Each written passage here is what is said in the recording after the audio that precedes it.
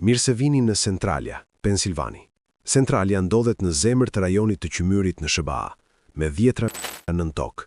Në vitin 1962, para ditës së përkujtimit, qyteti dogji mbeturinat në një landfill, një praktik normale për atë kohë. Por zjarri u përhap në një minier Qymyri të braktisur. U përpoqën ta ndalonin, dështuan. Zjarri u përhap në një rrjet gjigant minieresh nën tokë deri në 300 metra thellësi dhe mbi 4000 hektar territori. Flakët shpërthenin nga toka, gazra toksik mbushnin ajrin dhe shtëpitë filluan të shembeshin. Në vitin 1984, Kongresi Amerikan ndau mbi $42 milion për të zhvendosur banorët. Shumica u larguan.